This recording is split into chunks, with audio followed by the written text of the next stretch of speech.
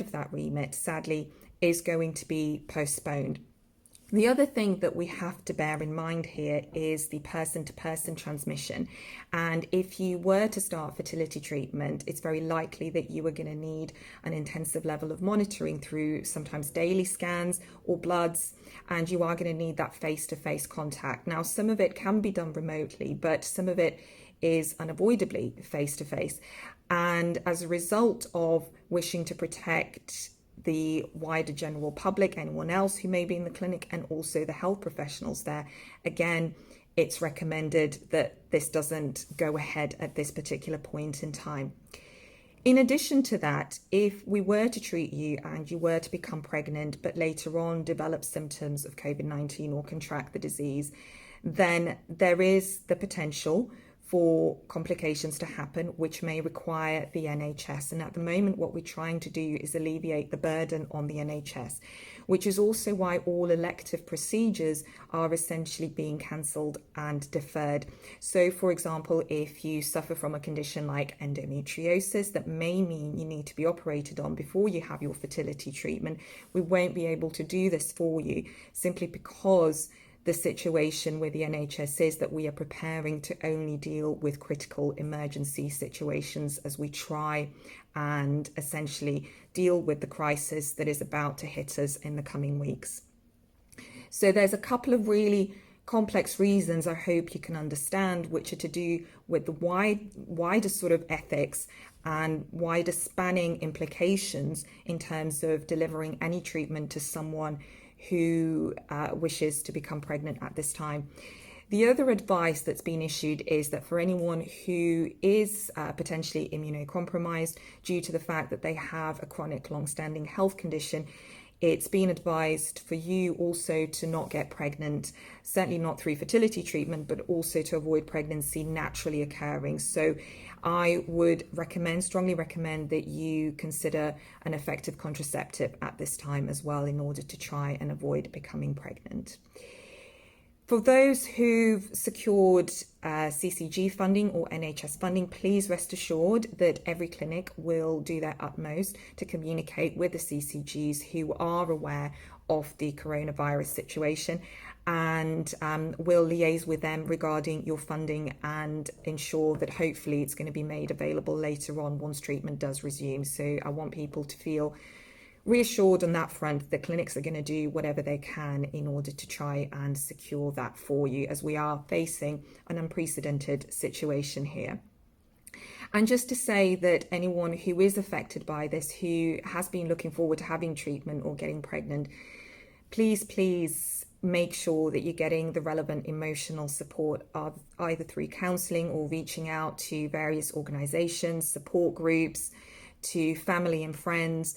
It's really, really important that you're looked after at this point in time. And the disappointment that you're going to be feeling, the devastation, is completely palpable for us as clinicians, because we feel that pain and we wish we could deliver this treatment for you.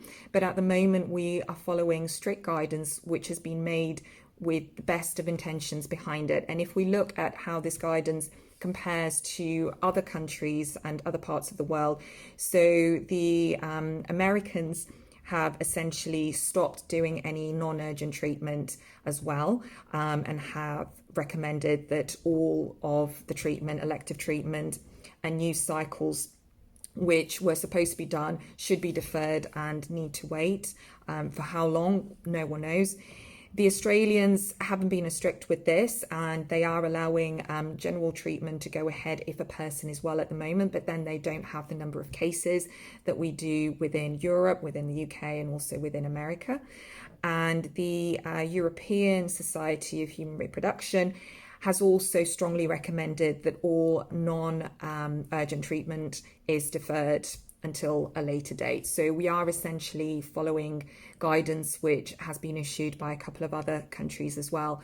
And, you know, this is really, really important, because I don't want anyone to feel this is as a result of someone not wanting to do your treatment. It's very much the opposite, and that it's been incredibly harrowing for every clinic to have to make this decision and potentially cease operating under these circumstances.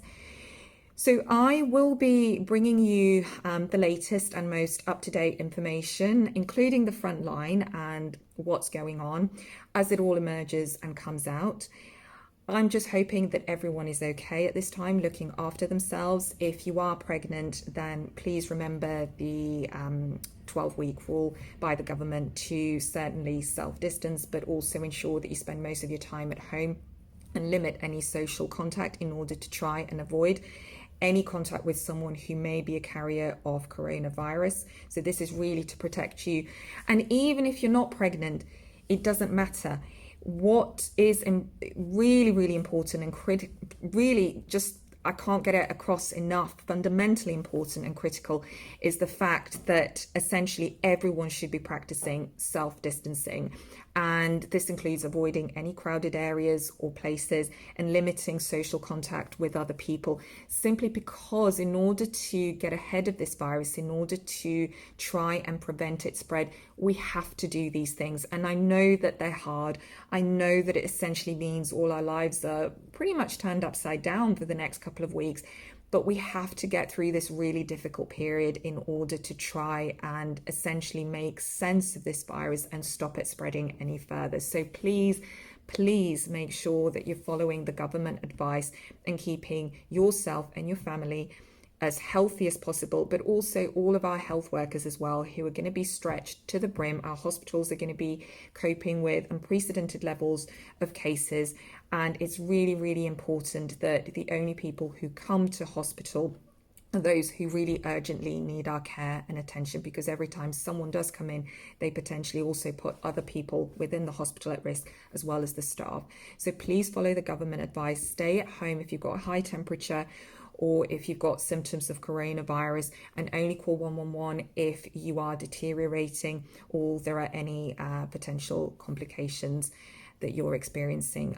Otherwise, please make sure that you self-isolate at home along with your family and anyone else who lives with you. And let's all get through this together. Sending you lots and lots of love.